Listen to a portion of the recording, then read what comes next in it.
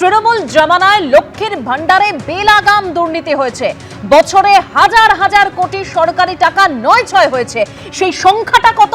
সরাসরি একবার নিউজ রুমে চলে যাবো, আমাদের প্রতিনিধি রাজশ্রী দত্তগুপ্ত রয়েছেন। রাজশ্রী, দেখো, এটা একটা অপরিসীম দুর্নীতি এবং এটা বলতে পারো আরেকটা দুর্নীতির ফাইল তৃণমূল জমানায় বিগত সরকারে ঘটে গিয়েছে।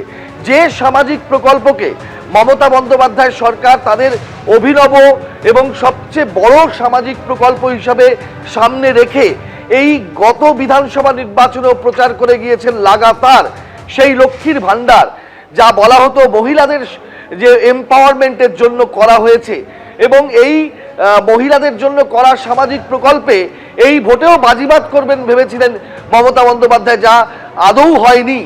কিন্তু আজকে পালা বদলের পর, ক্ষমতার বদলের পর, বিজেপি সরকার আসার পর দেখা যাচ্ছে যে মহিলাদের জন্য যে প্রকল্প করা হয়েছিল সেই প্রকল্পেও দিনের পর দিন, বছরের পর বছর চুরি হয়েছে এবং সেই চুরির পরিমাণ খুব কম টাকা নয়, একেবারেই কম টাকা নয়, একটা বিপুল পরিমাণ অঙ্কের টাকা চুরি হয়েছে।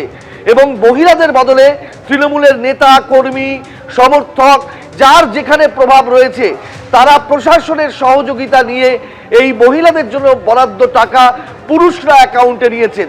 আমি তোমাকে একটা ছোট্ট হিসাব বলি, যেটা গতকাল মুখ্যমন্ত্রী নবান্নে বসে ঘোষণা করেছেন যে এখনো পর্যন্ত যা তদন্তের গতিপথ এগিয়েছে তাতে 30 লক্ষ এরকম ভুয়ো অ্যাকাউন্টের সন্ধান পাওয়া যাচ্ছে, যা মহিলাদের বদলে পুরুষরা এই অ্যাকাউন্টে নিত। যদি যে প্রকল্প মমতা বন্দ্যোপাধ্যায় চালু করেছিলেন, যার ঘোষণা 1000 টাকা থেকে 1500 টাকা করেছিলেন, যে 1500 টাকা করে এবার থেকে লক্ষ্মীর ভান্ডারে টাকা ঢুকবে, মহিলারা পাবেন, যদি 1500 টাকা করে প্রত্যেক মহিলার অ্যাকাউন্টে টাকা যায় এবং 30 লক্ষ সেখানে ভুয়ো অ্যাকাউন্ট হয়, তাহলে সামান্য একটা উদাহরণ দিলে তুমি বুঝতে পারবে, দর্শকরা বুঝতে পারবেন যে মাসে 30 লক্ষ ভুয়ো অ্যাকাউন্টে 1500 টাকা করে ঢুকলে তার পরিমাণ দাঁড়ায় 450 কোটি টাকা, 450 কোটি টাকা।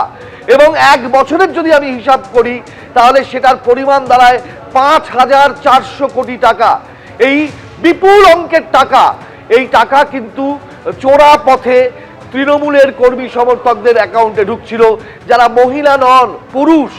একটা 2-3টে উদাহরণ, সামান্য 1 মাস হয়নি এখনো সরকারের, তাতেই তদন্তে যা উঠে আসছে, একের পর এক গ্রেপ্তার।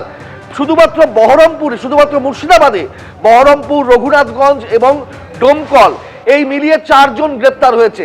রিষড়ায় একজন কাউন্সিলর গ্রেপ্তার হয়েছেন, চন্দ্রকোনায় একজন গ্রেপ্তার হয়েছেন।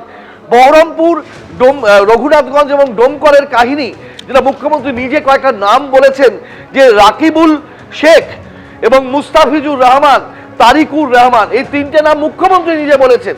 এবং এই 3টের মধ্যে তারিকুরের 8টা অ্যাকাউন্ট ছিল, 8টা অ্যাকাউন্টে সে টাকা পেত লক্ষ্মীর ভান্ডারের। অর্থাৎ এইভাবে তার পরিবারের রোজগারের ব্যবস্থা করে দেওয়া হয়েছিল। এগুলো কি প্রশাসন জানতো না? এগুলো কি তৃণমূল জানতো না?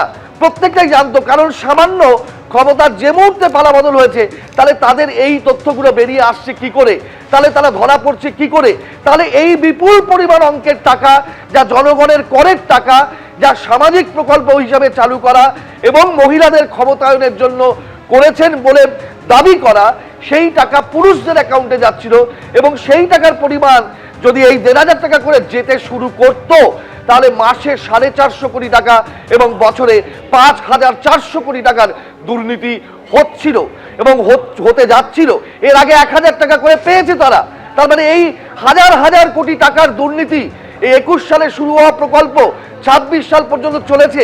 কত হাজার কোটি টাকা এইভাবে লিকেজ হয়েছে সরকারি ফান্ড থেকে, জনগণের করের টাকা থেকে, সেটা কিন্তু একেবারে দিনের আলোর মতন স্পষ্ট হয়ে গেছে। অর্থাৎ এই একটা বৃহৎ কেলেঙ্কারি, বড় কেলেঙ্কারি, যে কারণে মুখ্যমন্ত্রী গতকাল ইঙ্গিত দিয়েছেন যে পরবর্তী সময় এই ঘটনার তদন্ত ইডির মতন কোনো সেন্ট্রাল এজেন্সির হাতে দেয়া হতে পারে, কারণ এখানে তছরূপ হয়েছে পাবলিক মানি, জনগণের টাকা তছরূপ হয়েছে এবং সেটা 1-2 টাকা, 100-200 টাকা নয়, হাজার হাজার কোটি টাকা। এবিপি আনন্দ, এগিয়ে থাকে, এগিয়ে রাখে।